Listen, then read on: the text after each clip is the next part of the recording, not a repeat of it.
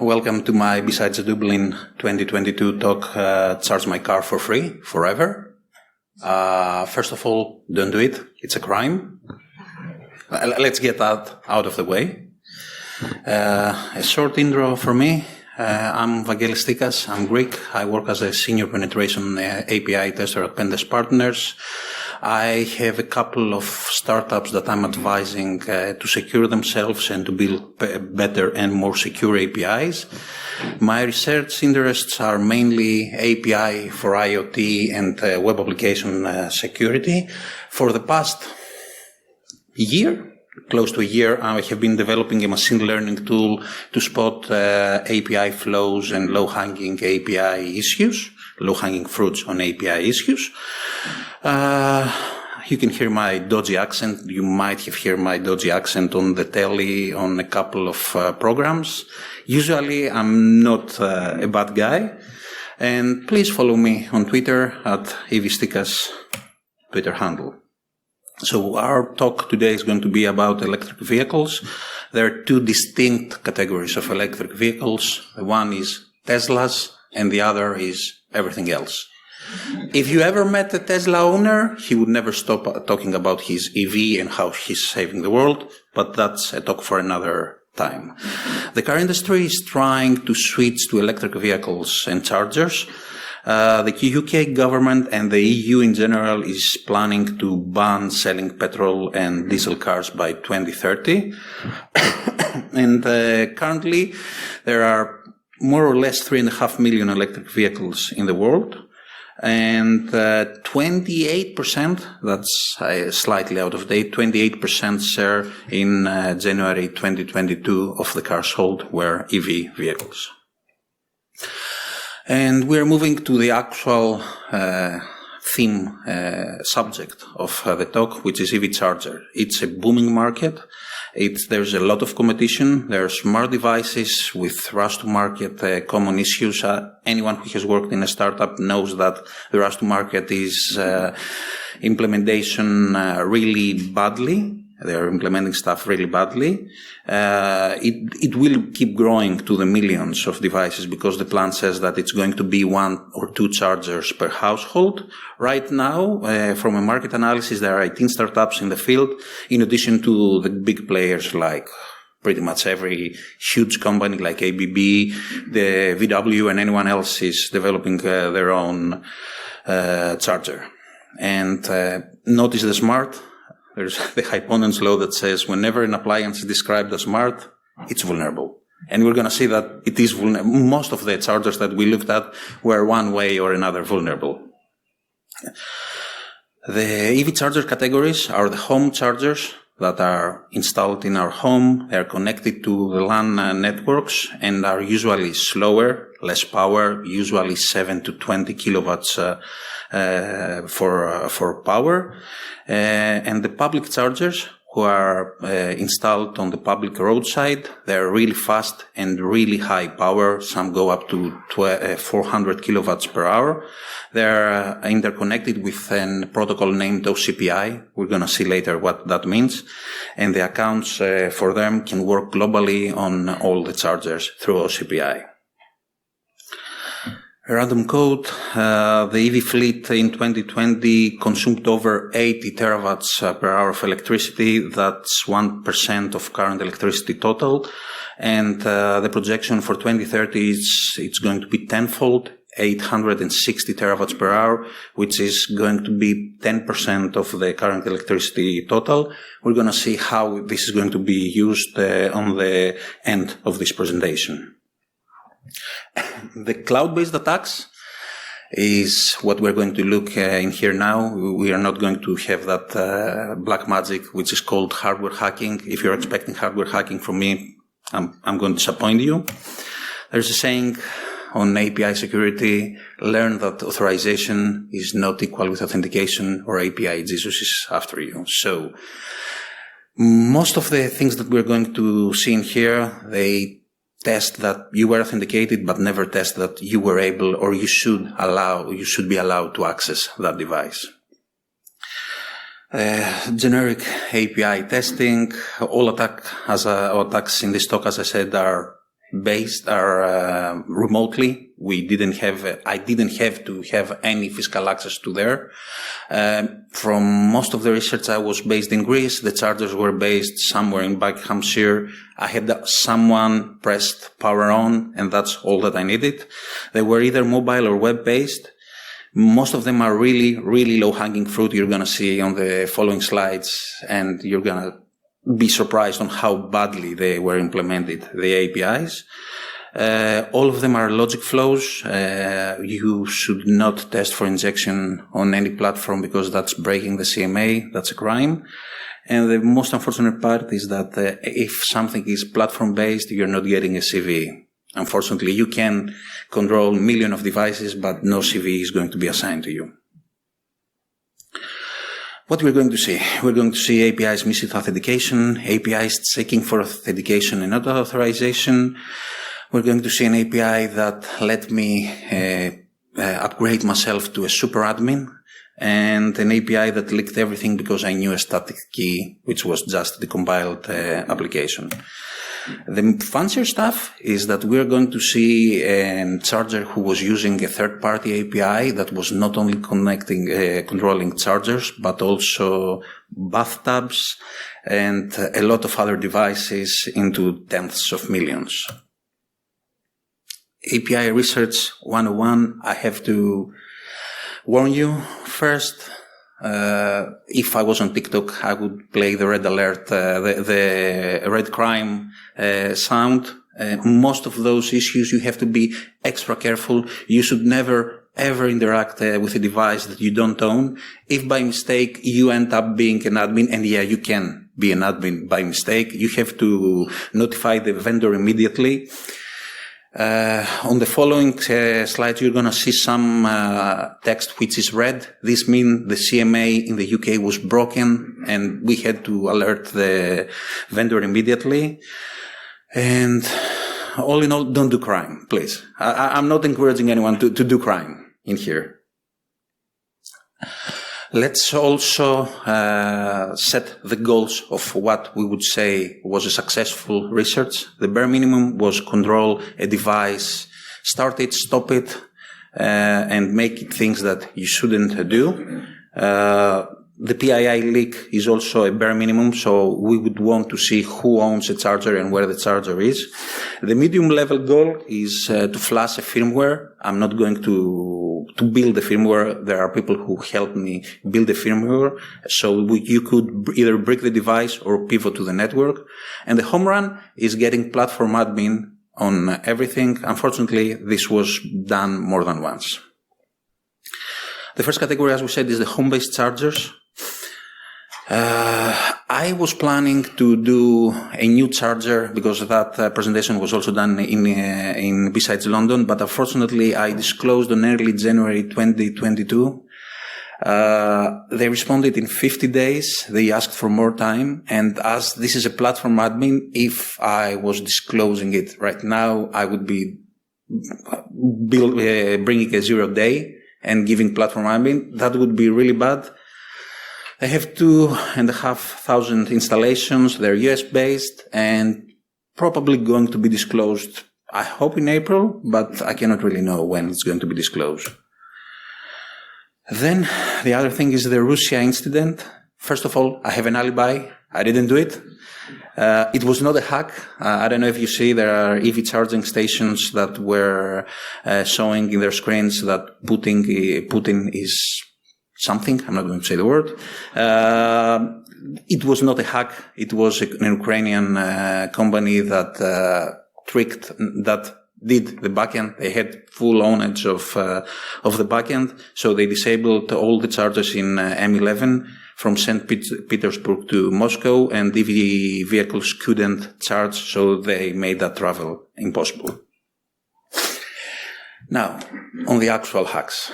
First one is the Project EV/ATES/Shenzhen GrowWatt/ a lot of other names. They had 2,000 installation last year in the UK. The Growwatt cloud had a lot of devices in their cloud, not only chargers, photovoltaic, also bathtubs, IoT, and CS IoT, which all of them could be pawned. It was also approved by the Department of Transport.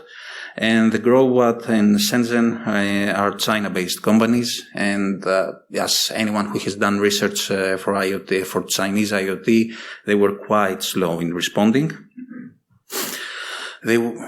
As you can see in here, they were fully lacking authentication on any call. They just checked on the first call that you knew the username and password, and then they didn't even check for decision. So you could just say that you are that charger, and you could control that charger, full stop. If they were consecutive numbers, so you could do anything for all the chargers. You could have full functionality, intended functionality. You could lock and unlock the device.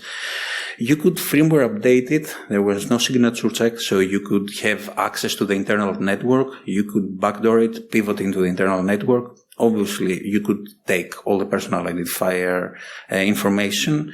You could brook the device, and you could take platform admin, which it's in red, so it's a breach of the CMA. Now, the disclosure went, as you would expect, as a train wreck. They didn't respond for weeks. They only responded when I had the BBC itself sent the query. They eventually fixed it after a failed first attempt, which they didn't fix anything. They just said that they fixed and we tested. Their fix is a really strange fix. They have a stateless login, which means they check the login and then they don't check the session or anything. So they somehow keep the session and your IP on the server. I didn't thoroughly test it because I didn't want to find anything else. I would grade them really, really bad. The second charger is EVBox. It's one of the biggest companies. They have close to 200,000 charging points throughout the world. They're based in Amsterdam. They are Department of Transport approved, and they were acquired by NG from an undisclosed number of money. Their API was surprisingly good, but they had no obvious reasons. But I'm going to challenge you. Can you see the issue in here? Because my machine learning actually found it. When you're putting something, you're also putting the roles. And then it says account admin and account owner. So if you change the account admin to admin and tenant admin, you can see on the right side that you had a full platform admin for yourself. So you had total compromisation of everything. That's with red. You could also control the server. You could control everything. So you were actually the tenant admin. There are obviously PII leak. You had all the admin functionality in the world. So you could delete, you could stop, you could create new chargers. You could do everything. The platform admin is a CMA. So they responded in 2 hours, which is really refreshing. They fixed everything in 24 hours. They double checked in 48 hours that everything was fixed. This was an excellent response. I can say that the API faults happen. I will give them the gold medal because they were really good in everything, and they missed something. Yeah, we took platform admin, but things happen, as we saw in the keynote. It's how you handle them that makes you a good company or a bad cybersecurity-wise company. Third one is Wallbox. They have around 100,000 users. They are based in Barcelona. They are raising for 300 million USD, and after they are merged with an acquisition corp that I don't know. And they had a second level IDOR, as you might see in here. You could add, when you were adding a user to your charger, you were passing the ID. The first and the second is not IDs that I should own, so I could make me an admin on every charger. There were 4 different instances of this in the API. we could have a total control over all chargers. We could lock and unlock. There was no way to firmware update with our own firmware. There was a PII leakage, and we didn't take any platform admin. So we did the minimum of everyone, of all the others. They responded the next day. They fixed it in a couple of days. Unfortunately, when we re-engaged because we were doing a new check, we found something else quite similar. So they didn't fix the root cause. They fixed just the instance that was found. They wanted to engage so that we could provide them with services, but they wanted me to sign an NDA. I'm not doing that. So all in all, not great, not terrible. They tried, but okay.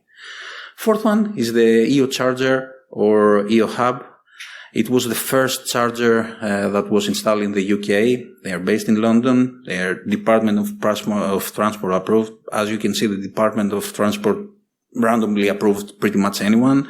It had a lot of teething problems. They have 15,000 users on my estimation.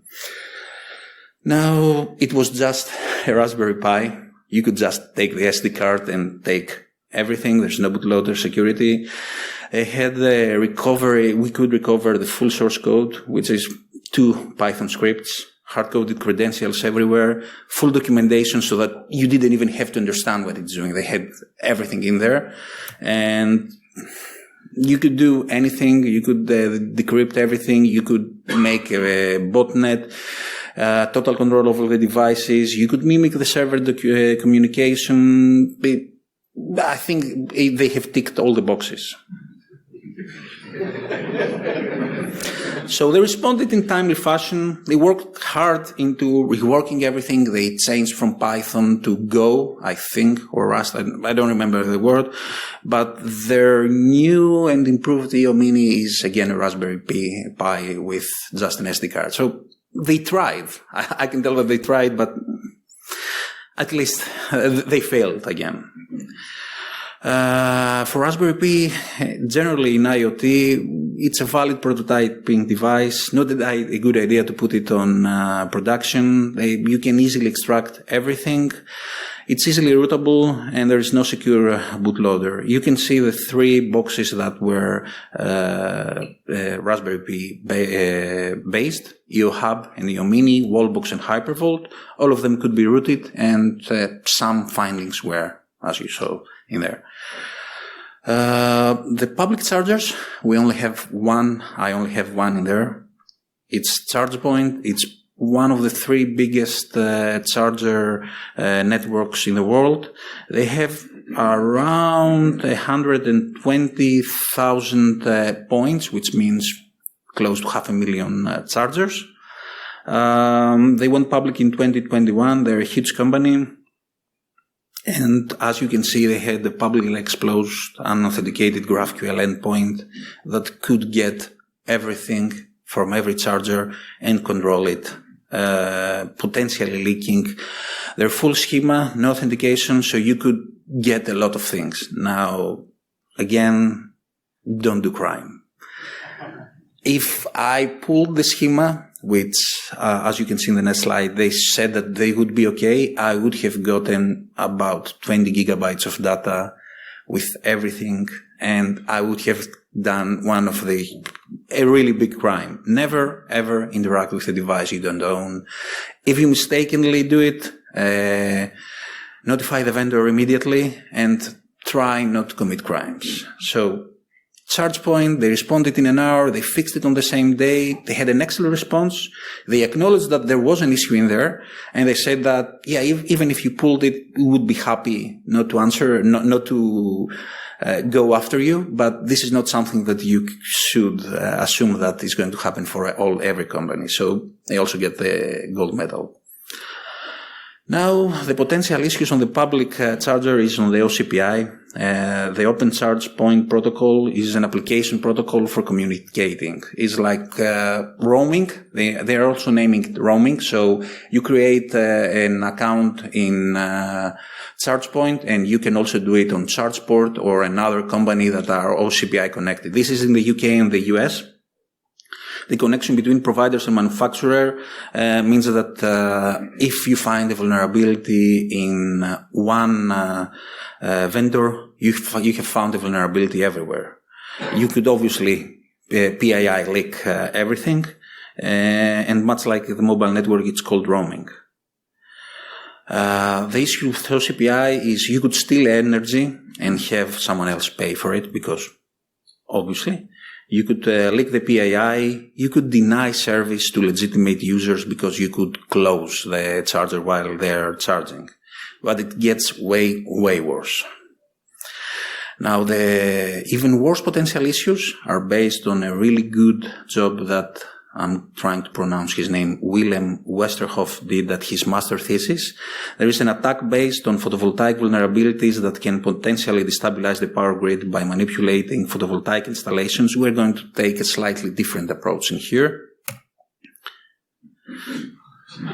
So instead of doing the power grids are interconnected in Europe. I don't know how familiar with you are with that, but when Greece has a huge energy demand, they import power from Bulgaria. When Bulgaria has demands, they import from Greece, so they're interconnected. And if you could, for a reason we're going to see later, demand a lot of power, you could bring down a lot of places, potentially a full country.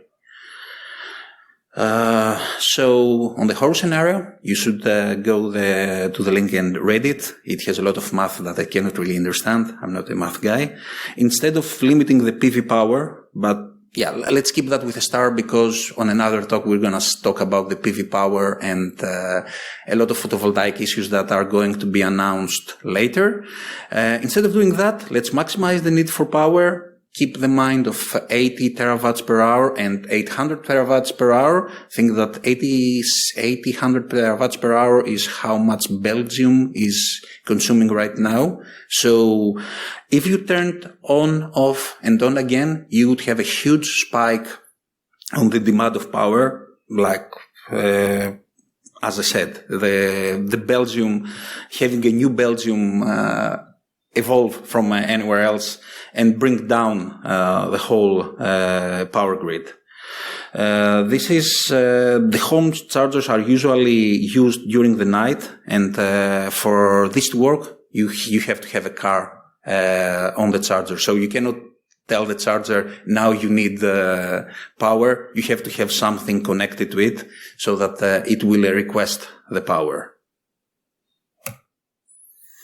I think that's all. Any questions? So, thanks very much for a great talk. On the API, how is it possible for you to find the public API endpoints of vendors? You mean the charge point? The actual API that they connected to. You're talking about the charge point issue or for the home chargers? Because all the home chargers, I used the mobile applications. For the charge point, the mobile application was sending some log to that GraphQL. And then when I went and browsed the GraphQL, I saw that every charger has a mobile app associated, and you have to download the app, use the app, and that's okay. Thank you. And that's how you export everything. Thank you. Thanks very much for the talk. I wanted to ask, what's the best way for individuals at home with their own charging stations to protect themselves? Cost effective.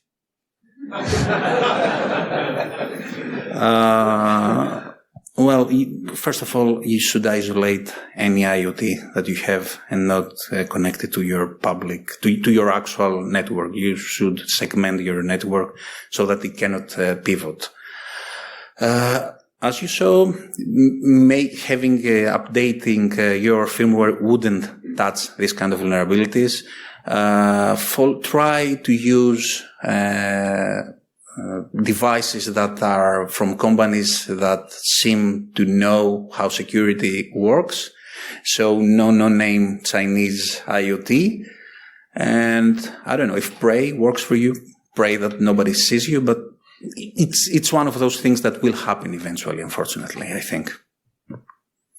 Any other questions? Thank you.